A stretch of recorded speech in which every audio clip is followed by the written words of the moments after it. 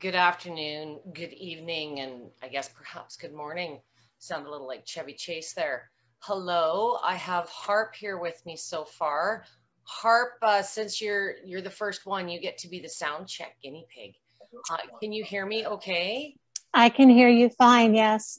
Fabulous. And I get myself all set up and then I get into Zoom and their camera angle tends to wreak havoc.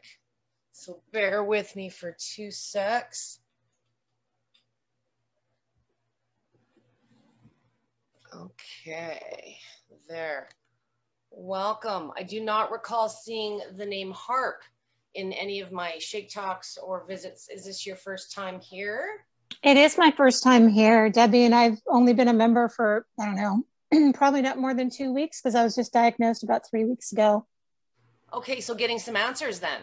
Yes. Okay, then you go through, it's just you and I, so I'll edit this out and we'll start up again. But now you're going through that whole emotionally kind of pissed off phase of now that I know what I'm dealing with, it's explaining it to many others. So I hope you have some support and understanding in your medical care providers, your doctor, so forth. So who did you see for your diagnosis, if you don't mind me asking?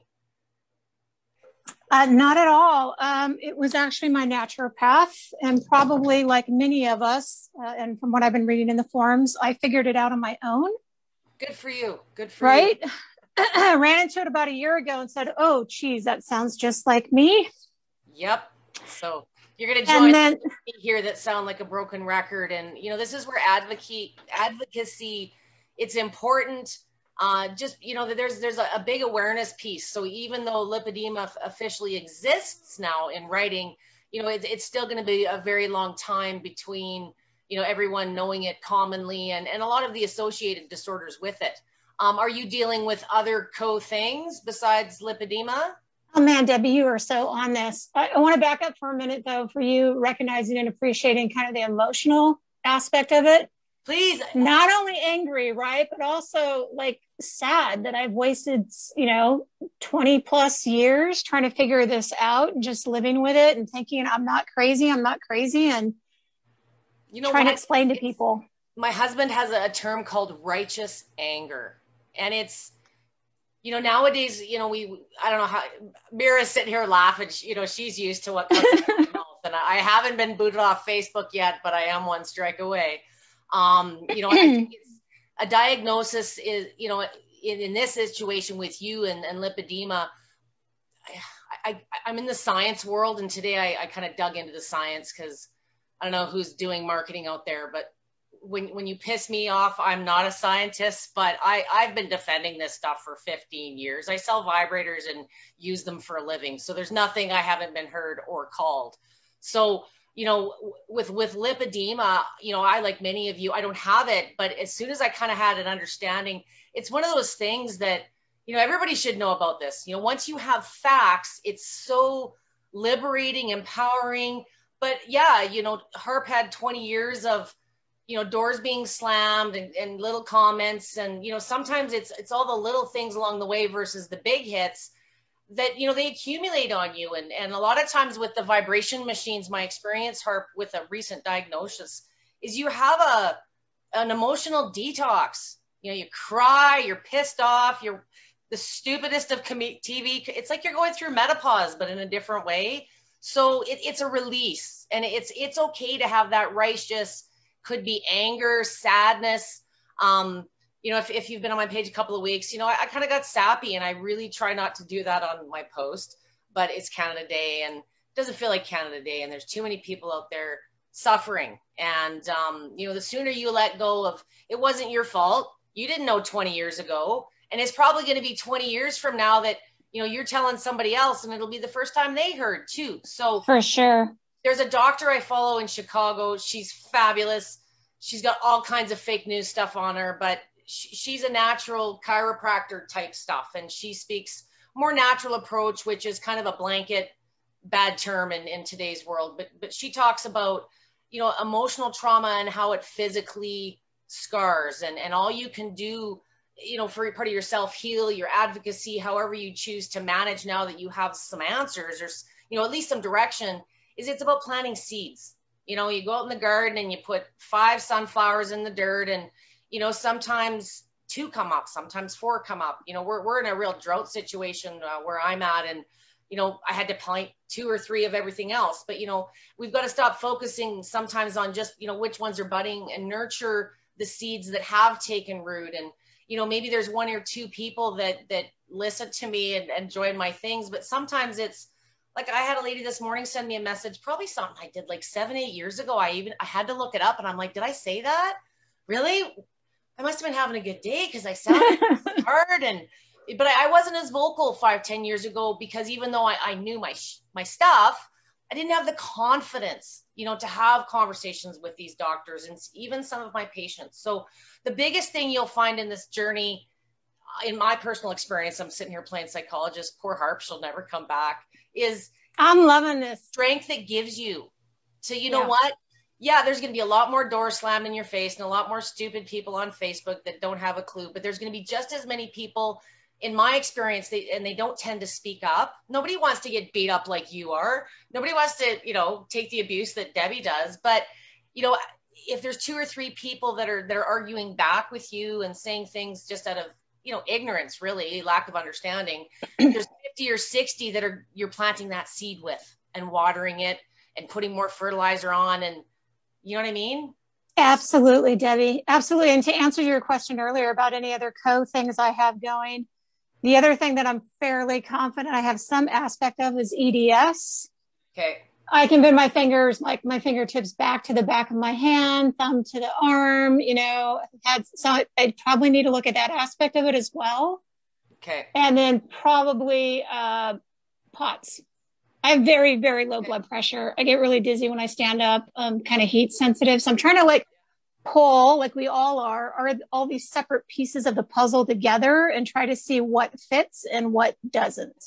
Just like food in the fridge, you know, some days this is going to sit better in the tummy than other things. I would suggest for you, if I'm always kind of curious, I have my method because I don't come from the medical background necessarily, but I live in it every day now. My questions sometimes are more mom oriented and, you know, Walmart level. But what were kind of the spidey senses, or what was making you tingle? What made you think and pursue this? You know, was it swelling? Was it pain? What made you size? What drove you to keep digging into this? That's a great question. And for me, the way it manifested, aside from, I don't know how long ago, this started many, many years of being sensitive, simple things like a friend grabbing my arm. Hey, let's go. Ow. It's like, what? I barely touched you. I'm like, oh, sorry. That really hurts. Yeah. Having massages, insides of my legs. I always had to explain, please don't press on my legs, between my ankle and my knees, on the inside of my calves. It's excruciating, painful, you know, and I had ticklish and press harder. Right. Yeah. I had swelling in my legs at one point, and that really didn't kick in until about the 20 years ago. And even before that, after puberty, I just like, my legs just kind of exploded. But it got worse as I got older, and going to the doctors and them being very concerned. They thought I had a blood clot. They looked at it. Oh, you don't have a clot. You're fine. I'm like, but I'm not fine. Why are my legs swelling all of a sudden? Yeah. It's not a clot. You're fine. And then what happened in the last couple of years? Maybe it's because I'm getting older. I just don't have the patience for, what's the word? You know, you're here for a reason. You have a concern. Just, you know, be heard. And, you know, those posts you see on Facebook all the time, and I'm guilty of posting them too. But, you know, yes, I know that you have 7-8 years, and not to offend the amazing doctors that are in my community here. But it is different when you're living and managing with a condition, you know, just like, you know, you're more likely to understand parenting when you have a kid, you know, so you have that experience now, and there's probably going to be a lot more dots on that map connecting. So I'm really excited to see, you know, this is kind of, you've discovered our page, which is great. But what I found really a lot this month is I've got a lot of people coming to the page, and I'm really wary if they don't associate, like if they're not from other communities, because how did they find me and how do they know me? And the fact that you're kind of new to vibration and new to this condition is perfect for me, because then I kind of get my way from day one on how to help fix you. So no, this is great. Yeah. And you know, one of the big things for me, may I ask? So that's the funny thing. You were asking me kind of what brought up my spidey sense. Other than those are little things. I started rapidly gaining weight, not changing my diet or my activity. At one point, 20 pounds in 2 weeks, right? That's a concern to me. Doctor was like, you got to reduce your calories and move more. I'm like, you are not listening to me. I haven't changed my lifestyle or my eating patterns. And I gained 20 pounds in 2 weeks. Something is wrong. Yeah. So I did some research, found the vibration thing so that it could help with legs because they feel like they're filled with cement, heavy. Yeah. And picked it up and played with it, just a couple of times. It seemed to help me sleep, which was surprising. Yeah. But then I forgot about benefit. it. Yeah. Everybody talks side effects. We call them side benefits here. Good for you. Yeah. So, but then it sat for a year. And now that I've got the lipedema thing, I started doing a little more research, stumbled upon your group. I want to learn how to use it for what I've got now. Perfect. And, some of it's interesting today. There's probably just as many things I could talk about with vibration machines and how to use them as there are lipedema. I'm overly specialized at nausea, sometimes to a degree, but more of it is experience based. So my group kind of fits because most people are self-diagnosing and we just suspect we think what we know. So it's an interesting combination of people who are willing to experiment. And I give you a pat in the back that the biggest, I think, kind of driving thing I find with new people on this page is, there's either a fear in using the machine to begin with, because we've been there, done that, don't want to be disappointed, or, you deal with a lot of pain, or you use the darn thing and we're a good trooper and it hurts you. And, sometimes I think as human beings, we always have to have something to blame. We always have to rationalize everything. Nothing can just be what it is for whatever reason. So when we have a bad experience on a vibration machine, because it's new or different, it tends to take a little bit more of a kick than maybe a treadmill or something, when you're dealing with other modalities, you're doing massages, or when we tend to make positive changes, we tend to make, lots of multiple changes. So what I would suggest, now that you got lipedema, and I think this is another session in itself, I could talk forever, but there's going to be a lot of things you want to explore and discover. So just, stick with one thing for a period of time before you add anything new. Because if you do find something that's working really, really well for you, you want to be able to identify.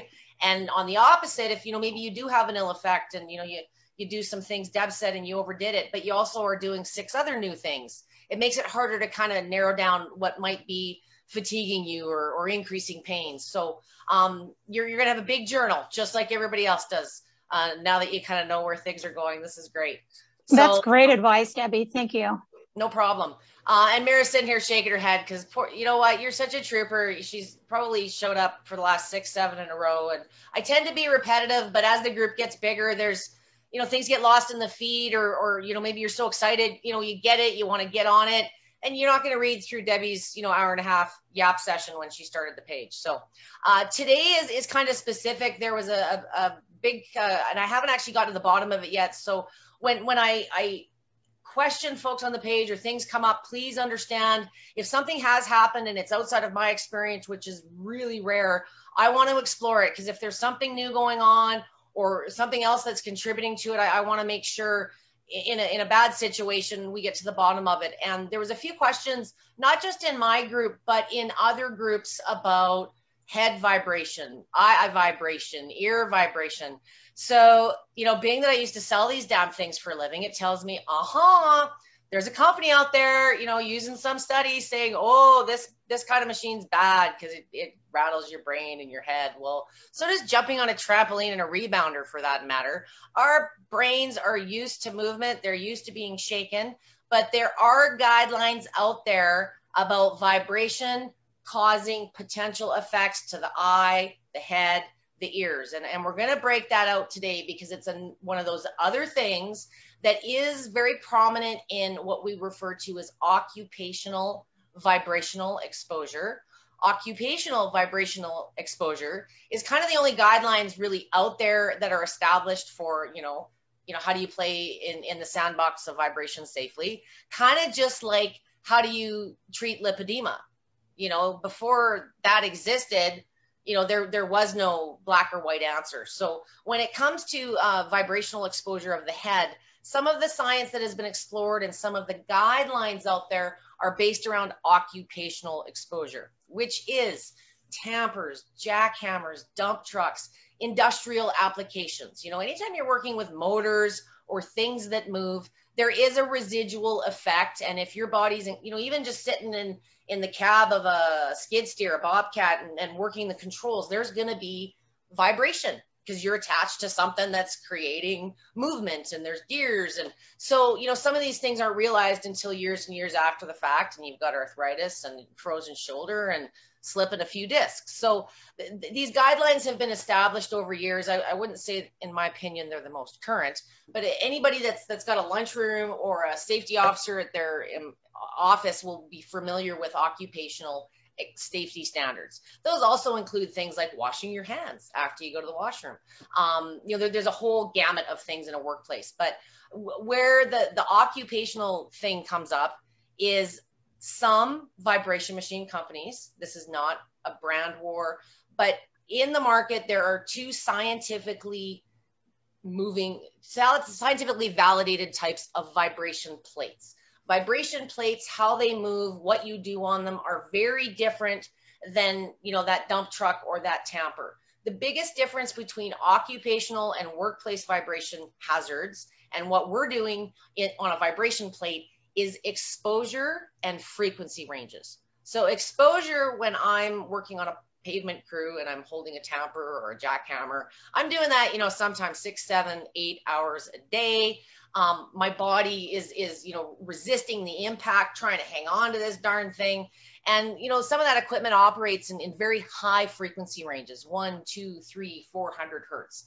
Another example, but low frequency, would be maybe a rig driver, a guy that's got 6, 7 million miles over the course of his life. And he's on that road driving and bumping, and, spine over time, the hips, there's all kinds of things that compress. And that's another example where, some of these guys are driving 10, 12, some of these long hauls. It's the time you spend exposing.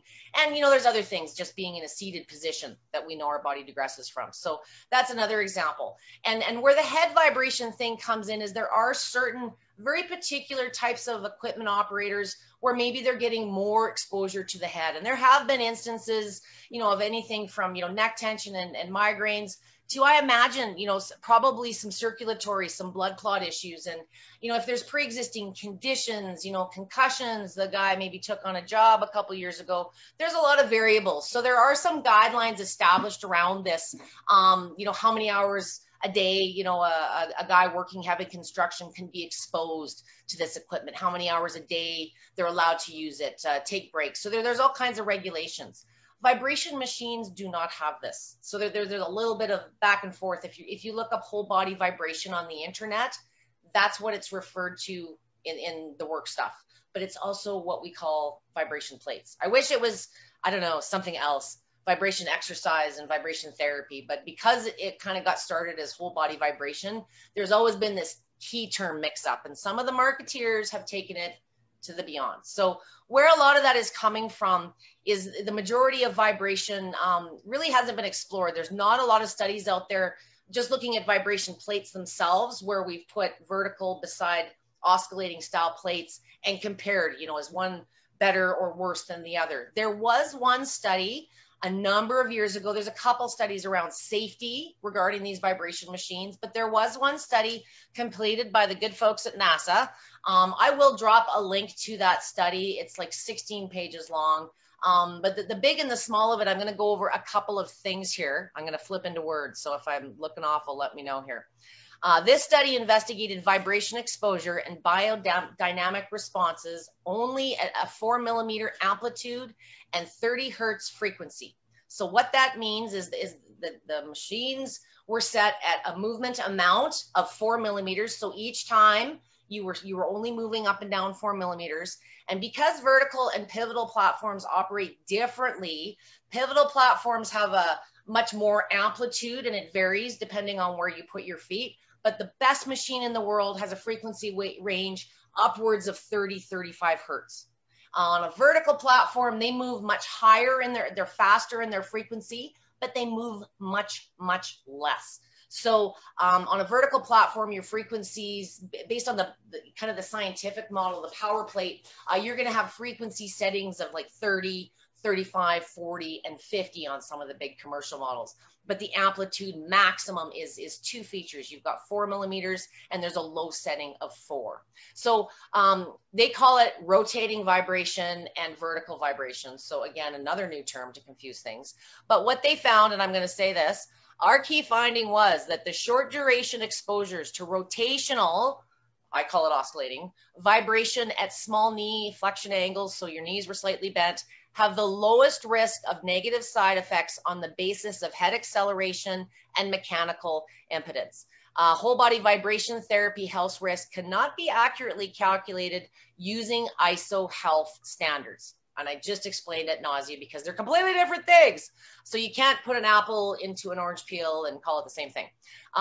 Because of the intermittent nature of whole body vibration as a treatment modality, more research needs to be developed, blah, blah, blah. And you're going to see that a lot at the end of not just vibration machine studies, but other studies, because, you know, there needs to be more study. But vibration machines are a natural thing that make you better on your own. So there's not a whole lot of research money other than the manufacturers themselves doing the studies. So this study is one of many examples where, you know, some companies will say, you know, oh, this is, you know, vertical machines cause more, you know, they cause head damage.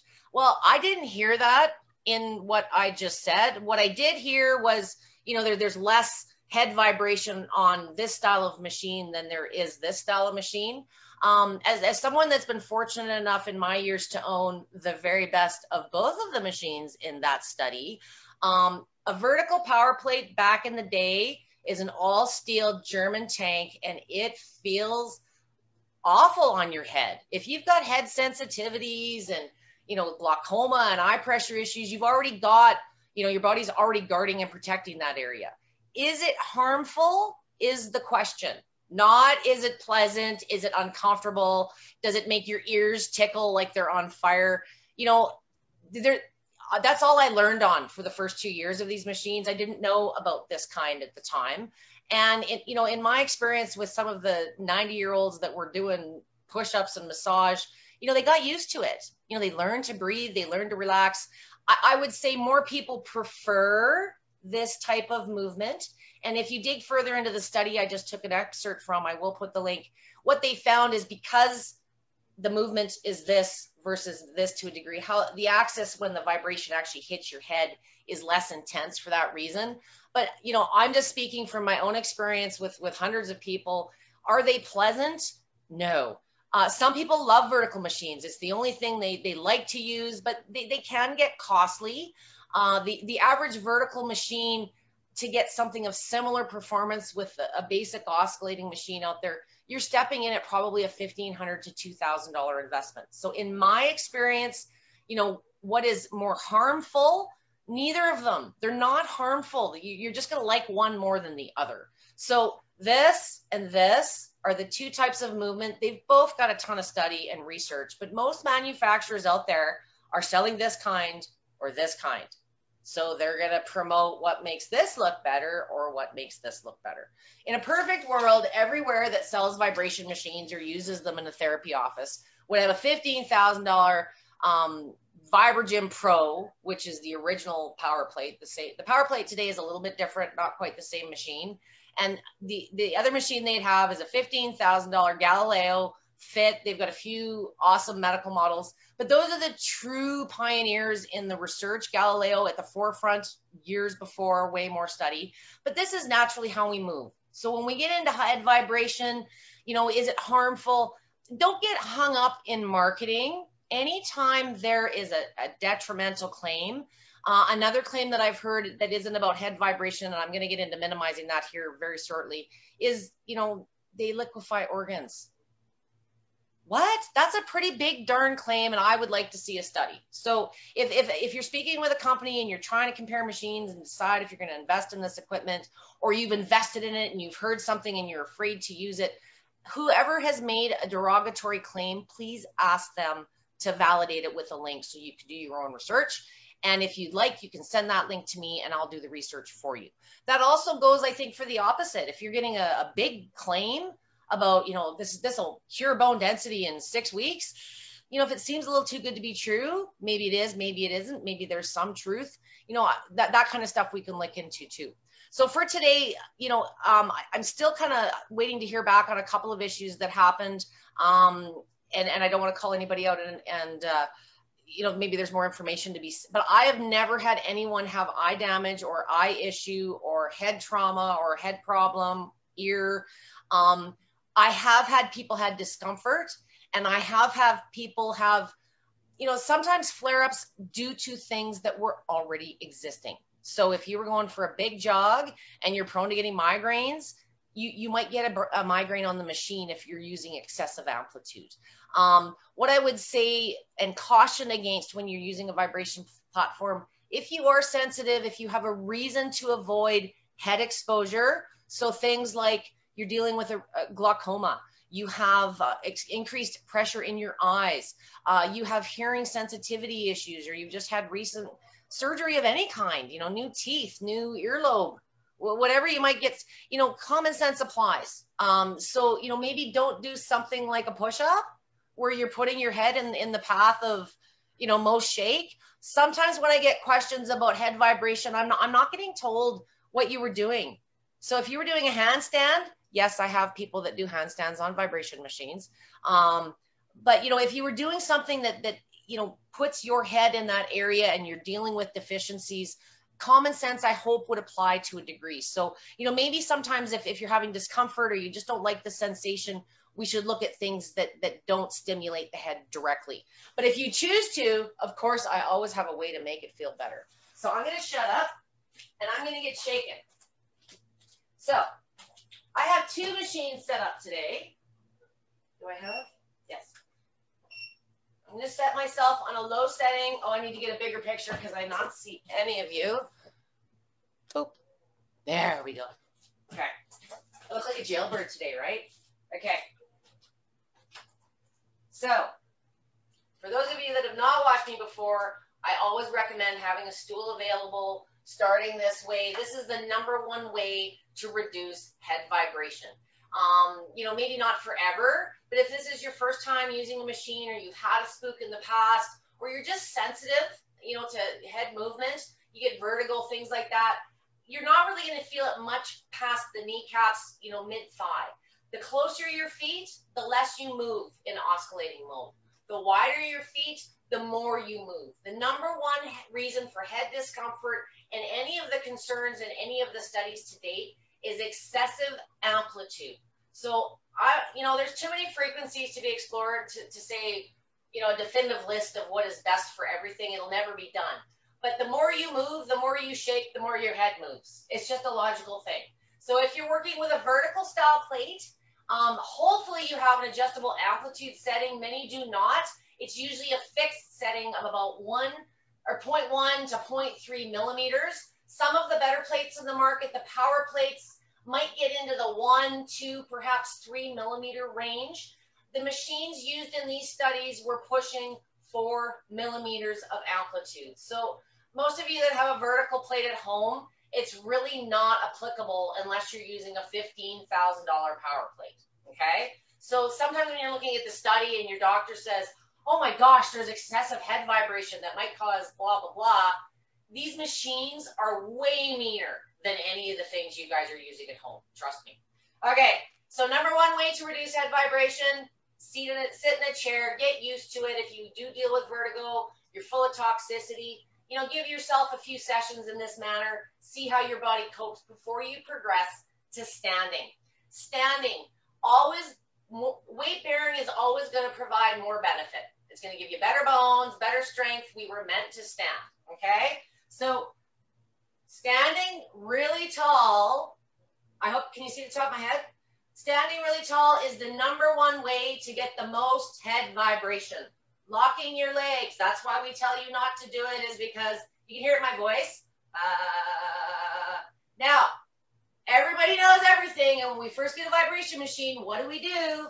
We stand as wide as humanly possible. So, you know, everybody that's got these rumblexes and some of these big machines, you're moving like 9 mils, 8 mils. If you go past the grip, which I know some of you do, oh, it feels like it's doing more and moving more. We don't walk across the floor with our feet wider than our hips. So please, when you're first starting out, no more than hip width apart. If that feels too aggressive, bring them closer. That's amplitude is always your control. And unlock the knees. The minute you unlock the knees, you feel your head responding and, you know, you're stabilizing just like you're kind of driving on your bicycle. But I assure you, it's not harmful. The really slow speeds are kind of like a Bosu ball. They're really wobbly and choppy. So if you find it's too wobbly, bring it up to a mid speed. I do find if you get going a little faster with a combination of closer feet, it's more tolerable and easier to get used to than those slow, choppy speeds. On a vertical style plate, you're kind of limited. You've usually got 3 or 4 preset speeds. It's one of the downsides of that technology outside of cost and sound. So 30 hertz, 35 hertz as a starting point is my suggestion. Knees slightly bent. Where you put your feet doesn't matter because your amplitude is a button. It's fixed. Okay, number 2 way to minimize head vibration. So if you can't stand that and you don't like it, there's always a way to modify. So I have the itty bitty mini, the microwaver. You can use an aerobic step. You can use a yoga block, something that's the approximate height of your machine beside the machine. So you got one foot stationary, kind of on dry land, and you got one side of your body on the machine. The vibration isn't coming up past your hip. This is another way to pretty much completely eliminate the head vibration. If you're finding the leg that's on the machine is getting too much action, come closer to the center, reduce the distance. If you want more action, towards the outer edge of the plate, okay? And then you can turn around, do the other leg. This is another way to, like I say, get rid of the head vibration, but this is also a tip if you're carrying excess weight and your machine, you're beyond your machine capacity. This is a way that you could get started. This is also if you are like, you're training hard and you're like an MMA fighter, or you're doing, you know, things where you require a wider foot position. You can do some Bruce Lee or whatever you want to do. You're still feeling very minimal head vibration because you got one foot grounded. I also use this application when I'm dealing with any kind of deficiency, you know, someone who's had a stroke and a new spine implant, somewhere where, you know, perhaps on this side of the body that there's a deficiency or a fear, we can still work the good side, you know, or for those of you that, you know, maybe you're getting ready for surgery on one side and you want to keep that other side strong, this is a really good way to prepare for surgery. And again, no head vibe, okay? So that's a standing variation. I need to reorganize machines. So for those of you that are okay at this point and decide it's really not so bad and it's not so scary, maybe I do want to try upper body exercises. There are ways to get down on the ground and get more direct effect, but still get rid of the head vibe. So yes, range of motion is required.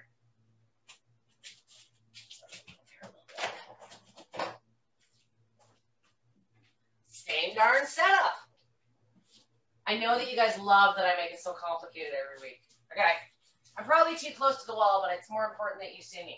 So just like when I was standing on the machine, you could put one hand on the plate, one hand on the other one. This is probably the number one reason to have a second machine, everybody's thinking now. But yeah, you know, you could feel it right up into the shoulder, depending on how much weight you're putting into the machine that's moving. So this is a really good way to get that upper body going and moving, whether it's strength or just the lymph and circulation. It's going to take a little longer because guess what? You got to turn around and do both sides. But I think, you know, if you just can't tolerate it, but you'd really like to do some upper body, this is probably your best way to start. Other variations are, you know, depending on your range of motion and flexibility, just getting your head away from being over the surface of the machine. You're going to feel movement in the neck and the shoulders with something like this, but we're not putting a lot of body weight into it. So it's when you start progressing into something like this that you will notice more movement. Another trick that you can do, and I always talk about with upper body, keeping your hands in line with your shoulders. If your head is above your hands, it's right in the line of fire. You're going to get the most vibration. You can reduce the distance between your hands to minimize a bit first, but make sure your hands are in line with the shoulders versus the head, and you'll minimize majority of it. Okay, so that's another way if you're feeling you can tolerate it a little bit. The more body weight you put into this, if you start going into a push-up, it's going to intensify. Make sure that the more body weight you put into it is going to make it more fitness, more calorie burn, more strength, but make sure you're not resisting it. Don't fight it and resist it. That just amplifies it, makes you rigid, and it actually amplifies the vibration to the head. Okay? Another variation I want to show you is seated.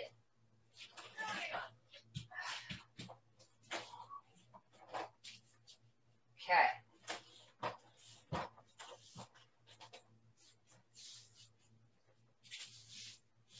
This is another upper body option. I would recommend a mat on your machine. And I've done this in upper body sessions. Tilt your head slightly forward. You're going to start feeling a little bit more head vibration. But some of these positions I just want you to experiment with to figure out where your tolerance levels are. So if that one's a little too much head shake, bring your butt closer and just put your hands on the machine. By adding the elbow joint, there's a little bit more absorption, and you don't even feel it on the head at all. You could sit yourself up a little higher on that block or machine. I've never tried this before. But if you want it, it just makes you a little bit more level, like you're on the floor versus going downhill. Little bit more, I'm feeling kind of in the back of the neck and the shoulders, but again, it is minimal. The minute you start leaning back into it, you'll start feeling the head vibration. Again, if you're only able to get your hands wide, more. So make sure you're leaning forward. Try to minimize the distance between your hands, and that's the best way to get into that without head vibration. Okay. Last but not least, sitting on it. Okay. I don't know what it is, but somehow sitting on it, maybe it's the meat we've got on our bones, but it doesn't seem to be as tense as a head shake, as even some standing positions, just the feedback I get. I'm going to do it this way. Okay. So when you're sitting on it, I've typically encouraged, depending on how long your legs are, you should be able to get your glutes and the underside of your hamstrings, okay? Once your butt cheeks are on this machine and your tailbone is in contact, you're in the middle, so you're not moving a whole lot, but your hips, you will feel a little bit of shake. If you back yourself up just slightly and get just your butt cheeks falling off and the spine off, there is no head vibration. It's when it comes in contact with your spine, you start getting a little bit of movement. Okay, so I'm still getting my hamstrings. Oops. I still get my hamstrings, the underside of my butt cheeks, but by just popping off the tail end of your spine, there's next to no head vibration whatsoever. Depending on your range of motion, I want you being able to get back up, so please be careful. This is another variation you could do if you wanted to get your glutes on, get your bum, the underside of your legs, and just lean back on your hands, and you will feel no vibration at all. So this instance, my spine is on it, my butt cheeks are on it, and my thighs are on it. If I sit like this, I start feeling transfer up through the neck and the shoulders. Here, nothing at all. Okay, so just another variation. This feels so good. I've been in the garden all day. Okay.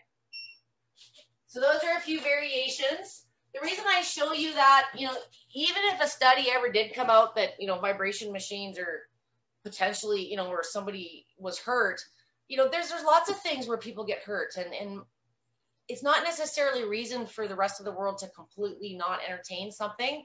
So I don't want to sound reckless here because I'm out of breath and I'm rambling a bit, but what I would suggest is again, if there's a claim that's been made, ask someone that's got experience, ask the person that's making the claim. But with head vibration, sometimes it's just a sensitivity thing, that turns into, people thinking there's something more going on than there really is, or maybe there's something else that's happened that I'm just not privy to. And, the vibe machine tends to get the blame for everything because it's the vibrator and it's new and it's kind of misunderstood, much like lipedema in the medical community. So what I would suggest is, you know, if it doesn't feel good, don't do it.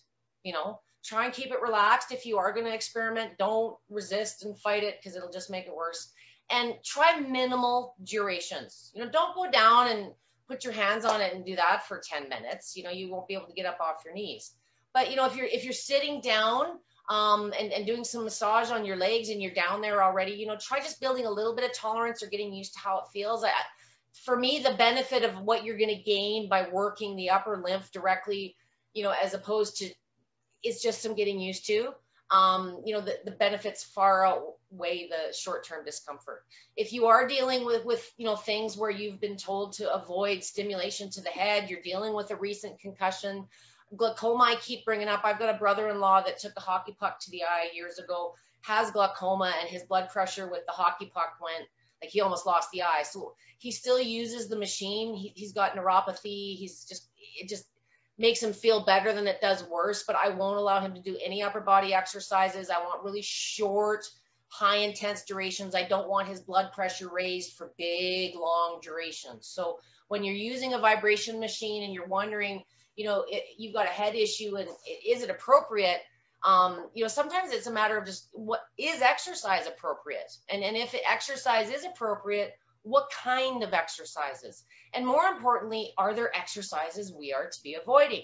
Not so much a head vibration thing, but certainly with spine issues and some of the hip issues I deal with, you know, there's certain types of stretches and strength exercises that you may never be recommended to perform again. So, you know, when you go and Google something and see, oh, back exercises, I'm going to try that on my vibration machine. You know, make sure that the exercises you're selecting are appropriate if you are dealing with pre-existing conditions, especially with the head and the eyes. So there have been claims of head damage on a couple of pages. That was the reason for my rant today. And I, again, can only speak from experience. You know, I like to be proven wrong. If there is something going on out there, you know, sometimes it's just a matter of modifying, or maybe there's a particular type of machine or settings that, you know, we should be cautioning against. What I don't want is people saying, oh, you know, vibration machines make you pregnant. And then nobody's, without looking into it, willing to use a machine again, because nobody wants to have, you know what I mean? So sometimes when a claim is made, I want to make sure that we understand where it's coming from, that it's appropriate.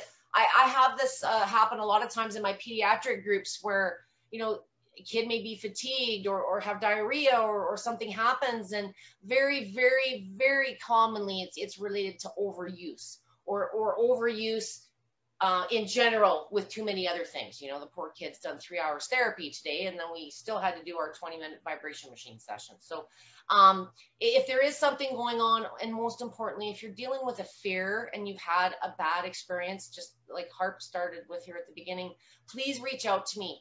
You know, I'm not here to be the person that says, well, I'm right, and you know, there's no way this could happen. You know what? Years ago, I thought, yeah, I worked for many companies over my years, and I've worked with many different vibration machines. And I used to believe that the head vibration thing could potentially be harmful. You know, it wasn't until I started, you know, having more exposure to machines and tenure with my own clients that I realized sometimes it was more of a sensitivity thing. But a sensitivity, you know, explained the wrong way in a few forums can certainly blow into something else. So I just want to be cautious. If there are underlying medical concerns, you know, sometimes it's just making sure that the machine and the positions that I'm showing you to do on it are appropriate for the conditions that you're dealing with. So HARP, you know, with EDS and POTS and some of the things that we're dealing with here, there are common co-conditions. I don't want to say it's a common thing, but head vibes and questions about them or headaches, they are common to new users in general. So I don't want everybody thinking some of the stuff I talk about is just specifically for our group. You know, head vibration and is it good? You know, I get all kinds of people that are, oh, is it like shaken baby syndrome? Well, no, it's not really the same thing, but you know, sometimes we fear makes us think unrationally, and sometimes salespeople feel that to sell their own products. So there's a lot of good information out there. There's a lot of information that just sometimes doesn't always get translated properly. So I hope my ramble today offered a little bit of insight. You know, never say never. If I had that overtone in the head posts today, my intention is never to be, you know, Debbie's way is the only way. That's never the case. But if there is something that's cropped up and you know, there's gray areas, I certainly want to dig in and explore that, hopefully to rectify, you know, for anyone having these issues, but, you know, to have others avoid it in the future too. So now it's the time that I've rambled and your heads are all spinning and full already. Are there any questions for today's Feel Good Friday session? Drum roll. Harp, Mira on the wall.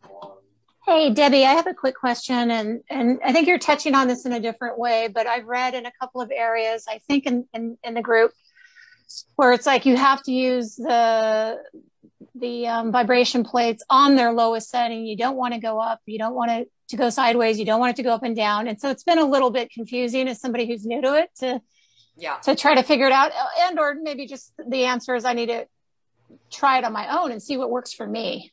You know, there's a partial in both, and trying it out on your own for sure. Like before Debbie didn't have a Debby. You wouldn't believe some of the crap I did to people with these big vertical machines. I didn't know. Stick it. You got to stick it. Like, anyways, nobody ever died from Debbie Studio back in the day, but there was a lot of sore muscles the next day. I didn't know you weren't supposed to do a squat for 5 minutes. You learn. So the worst effects you're ever going to see if you overdo it are very similar to exercise, you know, maybe however that presents itself on you.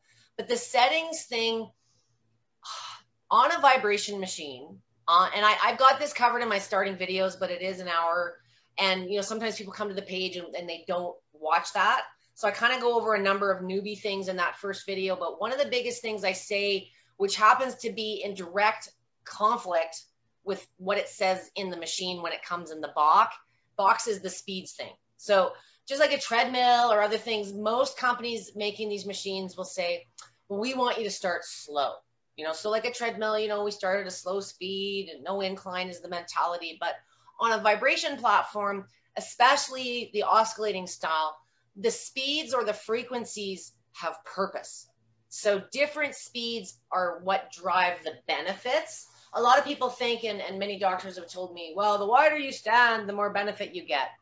No, the more movement, the more intensity you get. You know, are you walking or are you jogging? You know, there's more impact of your feet hitting the pavement, same kind of thing. So on a vibration machine, the really slow speeds are kind of defined as your balance and your stability speeds. And in the research, the speeds are associated with, you know, better mobility, better stability, less risk of falling. However, in my experience with this community and many seniors that, you know, falls prevention, osteo work, that kind of thing, it's very much like being on a Bosu ball. And those slow speeds, yes, they are balance oriented, but I prefer to describe them as, you know, if you have balance and you want to challenge it, those are the speeds we use. So if we're doing a yoga class, or if you have balance and you want to do balance positions, those are great speeds to be working with. But if you have poor balance, vision impairments, vertigo, you have a tendency or a risk of falling, the very last thing I would do is put you on a Bosu ball. So what I found over years and years of using these machines is, to be honest with you, if anybody got dizzy or had head issues or had issues, it was typically because they were using the slow speeds in combination with wide feet for too long. So I kind of coach the opposite. This is the control of intensity. Bring the feet closer, bring it up to like a mid, higher speed. You'll find it smoother. You know, I describe it like driving on a bumpy gravel road with washboard. I live in rural Alberta, Canada. So if you do not have, you know, if you just got beautiful pavement and live in Beverly Hills, this may not make sense. But when you're driving an old farm truck and you're driving down the road real slow and you can feel every bump and, you know, your little hula girl on the dash is moving. But if you hit the gas, you kind of, you feel the bumps, but you're kind of skimming across the top. And a vibration machine's kind of the same. You know, the really slow speeds, your body's got lots of time to react and talk back and guard that bad knee. And as you start going a little faster, it can't really keep up pace. And it's kind of just got to start hanging out for the ride. And when you get into some of the commercial devices and those really high frequencies, we start having involuntary contractions and responses and different mechanisms because we're increasing the load and performance and cost as well. But to me, it is kind of backwards, but these machines are being sold with a set of instructions that come in the box. And I don't want to say it's wrong or a bad thing. It's not at all. It's just, we're not dealing with general everybody here. And most people using it after a period of time figure that out anyways. So if you jumped off that cliff and decided to just try it out on your own, you'd figure out after a session or two that you got to bend your knees, because if you don't, it hits you in the head. You learn the foot thing if you play with it. And if you've watched any of my videos, you've heard that at nausea. And then you'll figure out, because you'll get the confidence to start speeding it up a little bit, and you'll realize, it does feel a little better in those mid speeds.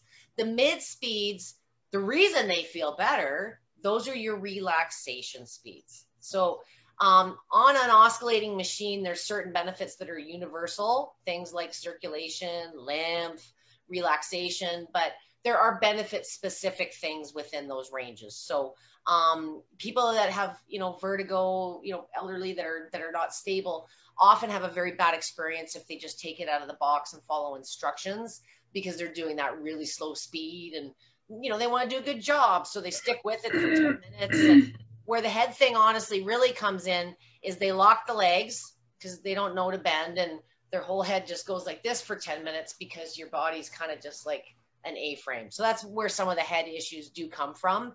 Although I do want to explore, I feel there's still a couple open ones on the page that need to be addressed over the weekend maybe. So that wasn't a short answer. Sorry about that. No, that was a great answer. Thank you.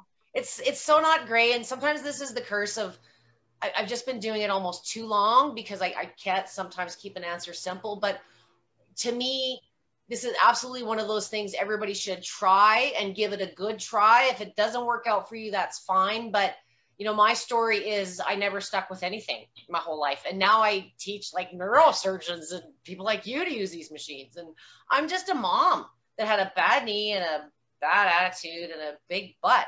So what's so cool about these machines for everybody in general, not saying there isn't people that might have head effects and that there's not potentially eye damage. I really want to get to the bottom of that. But for more people, it's something they can do than other activities, because of the low impact, because it's quick. So a lot of people are coming from a pretty bad place. And if you've digressed to the point where that hill is Mount Everest height and distance, even a step or two, even if you never reach the top, you're still going to make progress climbing that peak. So a vibration machine not only makes activity, I think, more possible, but it's tremendously successful at getting you back to other things you love. The pool, the gym, so maybe it's just bridging the gap for some too. Okay, I'll shut up now. It's been almost an hour. Other head vibe questions or safety? Yeah, I know you do. What's up? I want to point out, I noticed on my Rumlex Plus, yep, and several of the other Live Pro vibration plates, there are zones marked on the plate, the different texture and the circles. The surface is different, yeah. Walking, jogging, running.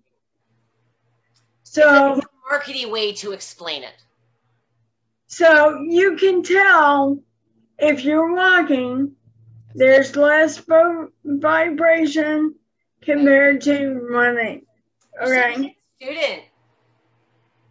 The other thing is, when you say mid-speed, I have noticed having lipedema and different times of the day that my legs hurt. Faster speeds, when you're saying moderate speed, yeah, I have not achieved that yet. What do you use? Maybe, and this is a good example. Maybe slow feels better to you.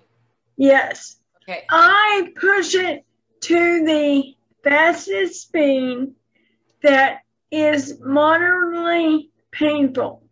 Okay. Even on the Rumlex?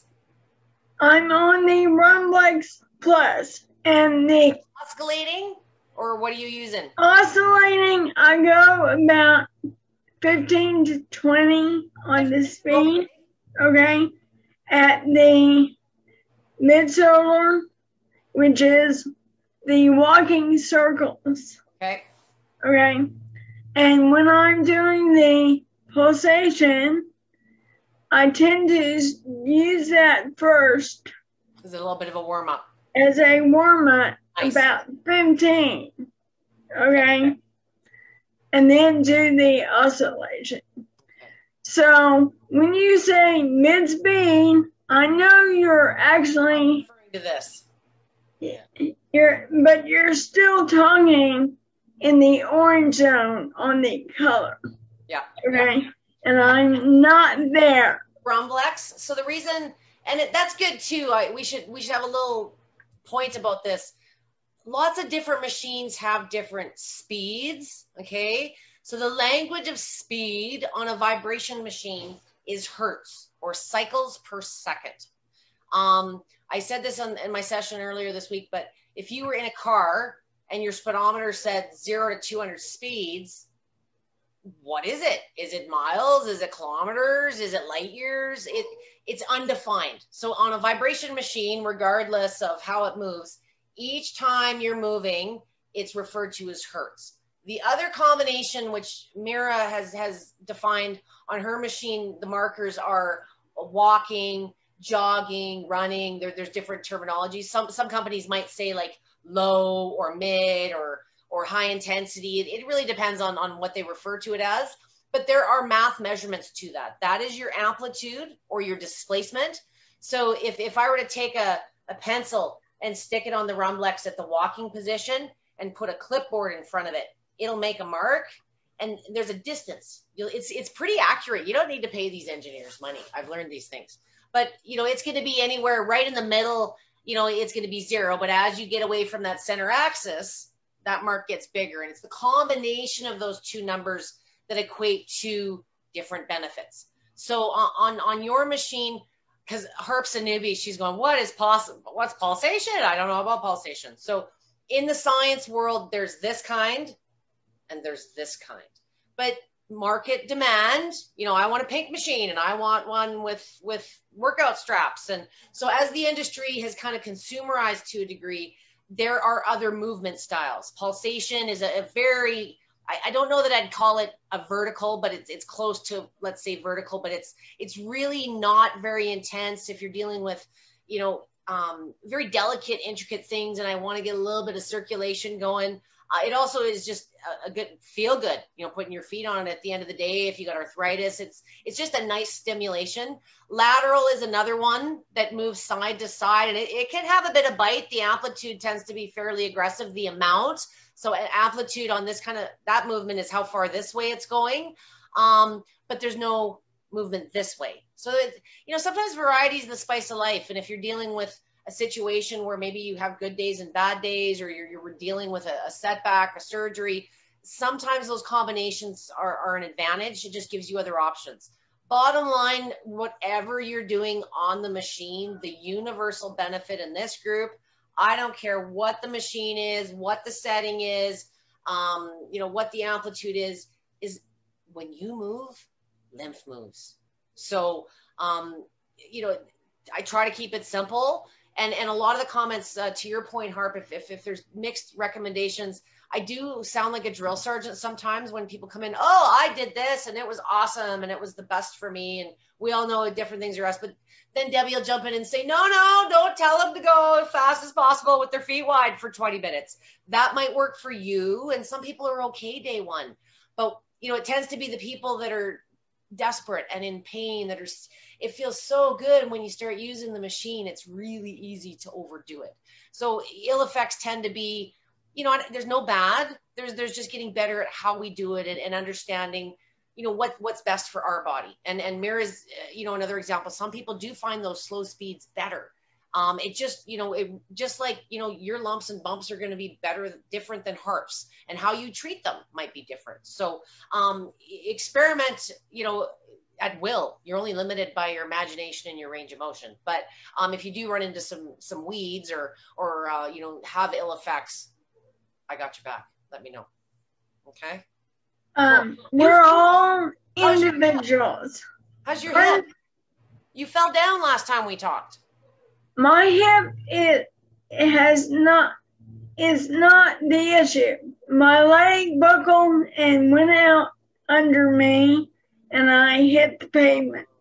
Okay. And so you're right. I remember now.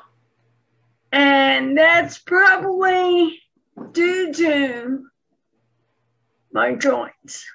I suspect hypermobility joints, at least in my legs, because I'm someone, growing up, I used to touch the floor flat-handed, lean over, touch the floor, and have loose. My elbows were not locked. And even very young, I could feel my leg give out. And I used to be able to catch myself. And now it's hit or miss as to catching myself, and we'll keep chipping at it. Oh yeah. She owns it all, Harp. She owns it all. She was a newbie herself, like no less than a month and a half ago. Yeah. Yeah. So I have a plus a Waver Micro, the 2 massage balls, the Surger Pro heated roller, the full legs, and the hand massage. So, Harp, you'll be on here giving tips in a month too. You just watch. Well, I'm loving learning from both of you, so thank you. Awesome. All right. Well, thank you for finding us. I'm curious, Harp, how did you find the group? Did you see me through elsewhere, or just a search on Facebook? So I had heard about a couple of the groups, and I think a presentation that I found online. It said there's this, Lippy Sisters on Facebook. And honestly, I don't usually spend time on Facebook. But I was motivated to learn now that I figured out what was going on with me. And then I actually went and searched for groups just through the regular search. But I'm pretty sure that somebody recommended your group and one of the other groups. I gotta diversify beyond Facebook. I really do. But it's, for the amount of time I spend in here, it's up and running now and everything organized. And so I probably should get a little bit more going on YouTube and Universal. The downside of YouTube, I guess I'd have to suck up to you guys. I can't do anything live there until I have 1,000 followers. So the appeal. I think you could post in the main group and tell people that you're wanting to get into some bigger live, groups and ask people to come over. Effort into it. Zoom works fairly well. I do a lot of overseas coaching and things like that. So Zoom, it used to be Skype. I'm an old school gal, but Zoom kind of or Google Meet seem to be the universal stuff. But I find if people want to book an appointment with me, most people want to do it through FaceTime. So I'm not the big social surfer, but I have found, there's some good functionality, how you can organize the videos and that. So feel free to search the media files on here. There's 12 of each of everything and a couple of interviews. And if you do have any newbie questions, feel free to post them to the page. We're happy to have others learn that way too, Harp. Great. Thank you so much. Appreciate it, Debbie. All right, Miss Mary, you have a good week. Is it a long weekend in the States? It is a long weekend in the States. Monday's the 4th of July. So it's like big deal holiday, fireworks, cake. No, Sunday is 4th of July, but it is a holiday. That's true, Amira. Thank you. So this is how how Canada. I'm in Texas, Harp. I'm in Texas, so. Nice. I'm in California, Mira, and I don't want any fireworks here because I'm scared it's going to start another wildfire season early. We're pretty dry here. We had our fireworks last night. We, of course, our Canada Day, and everything's just screwed up because it's so hot up here. We're in a heat wave right now, and a lot of people think, I don't know in Celsius. I'm very bad with Fahrenheit, but we're high 30s, and that's not really that big of a deal. But we have such long days up here. The sun didn't go down until 10:45 last night. Oh, I didn't even think about that. Wow. We're sweating our balls off in this truck waiting for the fireworks, but they were really good. And it's just an interesting time because it's so close to the U.S. holiday. everything tends to follow the states. So I went downtown to get a couple things to avoid all the rush, and everybody decided to be open yesterday and closed today, so everybody could have a long weekend. So anyways, so we're going to call it a weekend, and I will see you guys live probably again on Wednesday of next week. Sounds great, Debbie. Thanks again for your time. No problem. Mira, did you have another one, hon? What's up? How high is your bar stool? Is it counter high? No, 24? A little lower. It depends on the machine I'm using, to be honest with you. My favorite, and you can't see it because it's fallen apart and the cat destroyed it. I have one that's got a hydraulic lift. Like those no, your chair, your bar stool. Yeah, that's the one I use on camera is a different height. So this one here. That's counter high, 24 inches. As opposed to 29, which is bar height. Other ones that are taller, but like for me, what drives it is the length of your shin, and what we're talking about when you're sitting harp is we want your legs at a good 90 degree. But I have like right now, the youngest I'm working with is 9 months. So, she just sits on her mom's leg and she's at a little 90 degree, right? But I also have other machines. So I've got machines that are like 12 inches tall, so it really depends on the surface of the platform and how far it's raising your legs as well. So, you just want to make sure, I guess the reason I always had hydraulic stools in the shop because I had different bodies and I always needed to. And the nice thing about the hydraulic, if you're going to spend the money on a decent stool, the reason I bring this up, with the hydraulic ones, you can spin away from the machine to get off it versus like some of my seniors literally like, you want me to step on the machine and then sit on the stool? You're crazy. I'll fall. Like it's a mental thing. So sometimes, I put it down, right? And then they sit on it and I spin them around and then I stand behind the chair and I lift it up to the height that I need. So it depends, but I'm not usually too accommodating anyway. So do you feel you're a little low? Like, do you feel like you don't want the hips downhill is the big thing? Well, okay. I bought a office chair so I could sit and then turn. Okay. But I'm afraid when I get to the point of standing, that rotation will be a hindrance once I'm on the plane. Are you telling me you're ready to stand with me or not yet? I'm getting there. I want to start trying to stand without the machine on. The first thing we would do is the next progression just for you that I would suggest, instead of from the chair to the sit to stand in front of it with 1 foot on it at a time. So 1 foot, like not a big mean lunge, but 1 foot on the solid floor, 1 foot on the machine, and then switch. Just to see, right?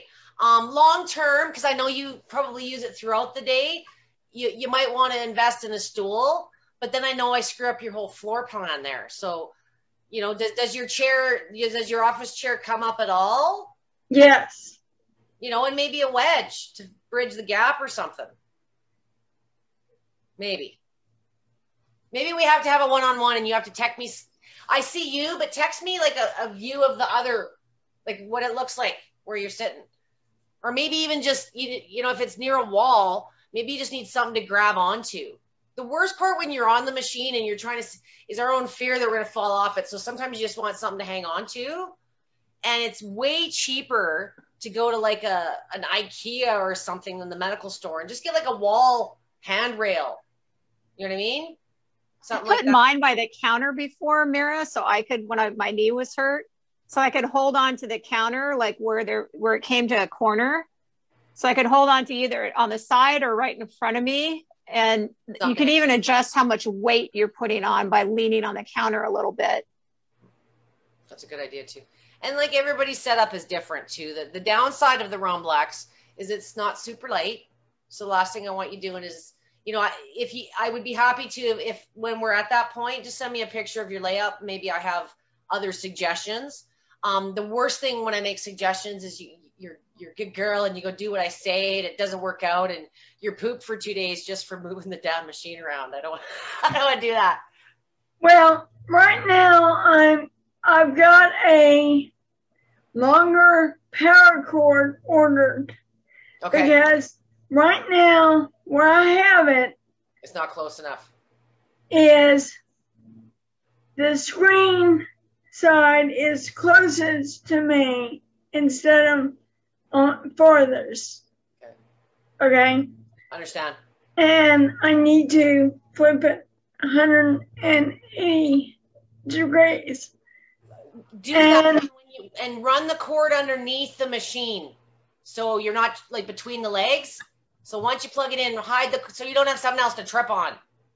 Well, I have a carpet, a small throwback over where I walk. Okay. So I don't have that. Safety, especially with the recent. Yes. All right. Yes. You could watch last week's episode, Harp, to find out about the fall. Just kidding. Gotcha. Actually, that was 2 weeks ago, this past Tuesday, when I fell. It wasn't the machine. It was totally self-inflicted.